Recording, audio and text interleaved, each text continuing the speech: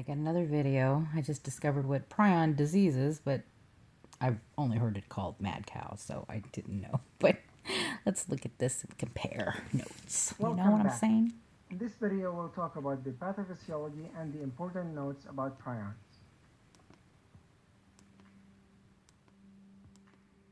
So in our bodies, we have a protein called the prion protein, which we dub PRP, and it's found throughout the body. However, prion C or PRPC is only found in the central nervous system. On a molecular level, prion C is an alpha helical shape, while its evil twin is a beta sheet shape. Now the regular protein is called prion C, the evil one is called prion SC. The problem is that prion SC can convert normal prions to prion SC as well, and this can start a chain reaction. And prion SC can cause spongification of the brain. The exact process is a non-inflammatory vacuolation of the axons. So the neurons, the axons of the neuron will have vacuoles inside them, and this will cause spongiform brain. So it affects the gray matter. Now this presents as rapid dementia, ataxia, and insomnia, along with other symptoms. We have three main types of prion disease. They all have the exact same pathophysiology, and the only thing that differs is the source of the prion protein. In Jacob disease or Jacob dementia, it's pretty much the same thing, with myoclonus progressing to dementia. And you know they've been doing that to us with certain food stuff. What is it? SK... I did a video about it a long time ago. SKG 293. Something like that. It's a okay. In bovine type, I just can't say much anymore, you know. And Kuru type is due to cannibalism. It's very important to know that prion infection has a very long incubation period, or can have a very long incubation period, but once the disease starts, the progression is very quick. In other words, somebody could be infected with prion SC and not show any symptom for many years, but once symptoms start, the progression is very quick. Spongification is due to axonal vacuoles. It's a non-inflammatory process. And for iatrogenic causes, the main sources are corneal transplant and implantable electrodes. Sometimes we implant electrodes in patients' brains to simulate growth hormone release in a very specific rhythm.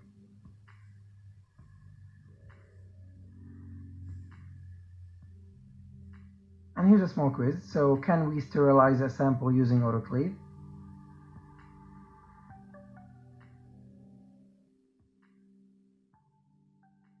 And the answer is mostly no.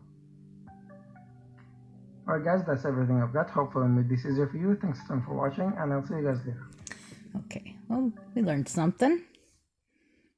That's similar to these last things I just showed.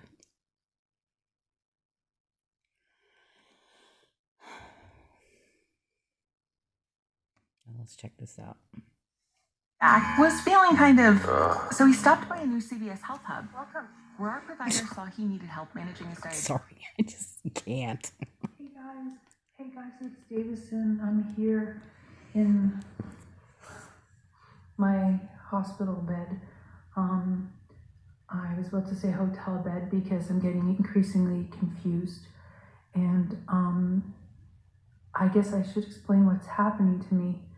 I don't know how long I feel the strength to talk, or I mean, how long I'll have the strength to talk, but basically, This is so hard. I have been sick since January with a mysterious disease that started with a fever and gastrointestinal symptoms that kept waking me up at night.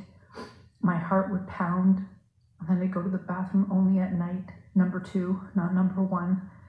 And I started having very vivid dreams and interrupted sleep, which turned progressively into more and more insomnia. I was sleeping only 2 hours a night, and I got sweaty palms and sweaty feet with tossing and turning, and I'd hypersalivate. and since then it's morphed into increasing thinking and emotional problems, increased anxiety, and weird thoughts, having false memories that never happened. It's been a horror show, and my vision also progressively has gotten worse, and I have fluid at the back of my right retina. And now, on top of that, as of mid-April, I get involuntary body jerks, and my body holds myself in weird positions. So let's just show you, where can I put you? There. So today when I walk, my hands, hold on, let's walk. My hands want to hold in this position, and I get hand tremors. It's kind of like Parkinson's They're too. always shaking. And I get body jerks when I lay in bed at night, or if someone startles me. That's the startle myoclonus, which is why I suspect that I have a prion disease, a sporadic prion disease that gradually builds up in your brain. It's proteins that are incorrect and misfold, and you end up with holes. It's a form of mad cow disease. And so far, because scans haven't shown anything other than fluid at the back of my right retina, and because I've had increased anxiety, they think that I'm somatizing this and that it's not real, when in reality, or it's not real, it's that they don't know the reason for the symptoms, and I'm overly obsessed with my illness. Meanwhile, I keep suffering more and more. Tonight too, I was thinking, where's my lanyard? Because nurses wear lanyards, and I've never worn a lanyard here, and I'm forgetting sorry, excuse me. I also get gastrointestinal symptoms still too. I get waves of nausea. I also lost a massive amount of weight, but I've regained some because of the medication I'm on. I lost like 20 pounds. I was down to maybe 16. I was down to 122 pounds, and my face has changed. I can't. That was another thing. I can't laugh like I used to. And the part of my personality that was fun, playful, and that loved to make videos died gradually as my health has gotten worse and worse.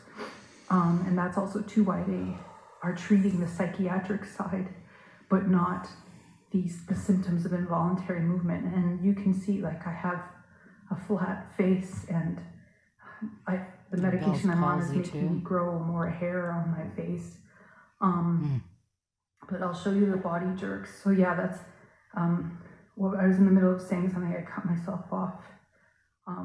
I've gotten more involuntary movements as of April. My hands shake. I get jerks. There's just so many symptoms that I've had throughout the course of this because it's affecting my entire brain. Another thing that I forgot to mention too is that I've had increasing number of tiny red lesions. They're not lesions really. I mean, they're like red spots, like little spots of blood beneath my skin surface, all over my body. I would show you some, but I can't turn the camera around because I'm doing this in one shot. But anyhow, let me show you. So actually, with regards to the red dots, I wanted that to be called Davison's sign if I die, when I die, because it's a sign of what's going on 30th, in my 2020. brain. That's not What that is long ago. often how your skin appears is a good reflection of your overall health, and what's on the outside is a reflection of what's on the inside frequently. So that's why I say, like, that's why I say if you're sick and you're battling an infection, you might break out in more pimples. Well, in this case, I've got these tiny red dots that are appearing in greater and greater numbers all over my body, and I want it to be called Davison's sign because doctors as of yet don't fully believe me, though I am seeing a neurologist soon again. That's why I don't like here's my body doctors. jerks. They're just, they have no compassion. It's kind of crazy. I don't know how to show them to you. They're horrible. Can I put you down here? Poor lady. Yeah. We're praying for her. I wonder if she's still alive. my legs kick out involuntarily at night. Okay, hold on.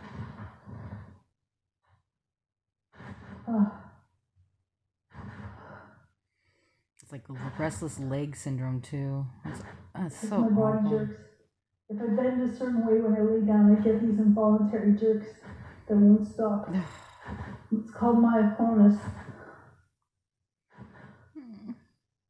So, that's my body jerking.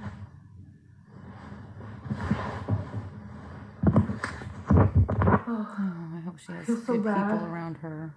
I feel so bad and I'm in pain. I also get stabbing headaches and then sometimes clear fluid drains from my nose after the stabbing headaches. I also sometimes when I wake up at night and I close my eyes, I'm sorry, I'm crying. I just can't help it. And I see flickering of images.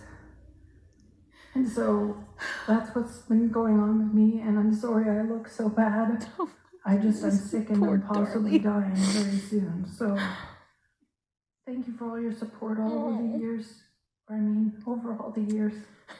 And thank you for following my journey. I didn't think it would end so soon, and I didn't think I would end up with such a horrible disease that they don't have a diagnosis for, that they have mislabeled somatizing disorder due to a mood disorder. They claim that I was depressed, and that's what led to all of this. I was never depressed. I was always happy. You guys know this. I was happy in December, and then I got sick in January and never got better. And it started gastrointestinally with the flu and then ended up like this. And there's no end to how much worse I keep getting. So thank you. Thank you. Live your life to the fullest. I understand what that means now. I've been thinking a lot about my past because I don't have much of a future. I love my son. I love you, Max. I love my family. I love you, my family. My mom, my dad, my brothers, my sister, Goldie, Jonathan. Thank you for all my fans. Who else do I love? Everyone in life. I loved life. I tried to have so much fun. And I'm weak. I've been weak and tired. I haven't slept through the night since December. I wake up all the time. And I get also muscle pain. And another thing I forgot to show you too, my wrists are permanently contracted. See the tendon in my wrist right there? It's permanently stuck in a position. So this is so awful.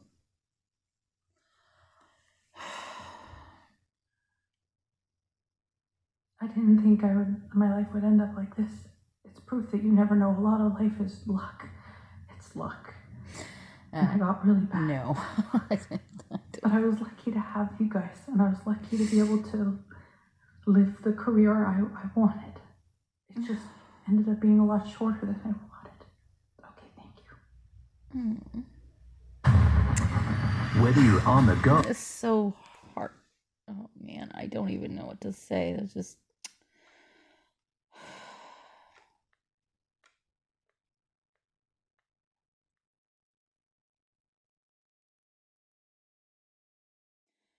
Four months ago.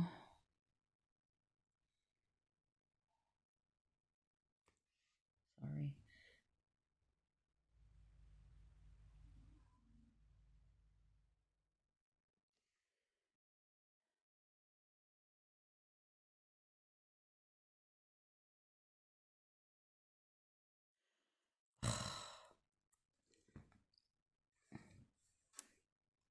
Okay, that's weird though.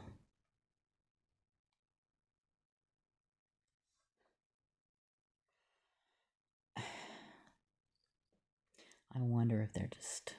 I just. So that and that video I did and that video is what she's acting like. just like the start of it. I don't know. It's just when I was watching other people's stuff, they're comparing symptoms and whatever. I just gotta watch my. All right. Well, I love you. Take care. Bye.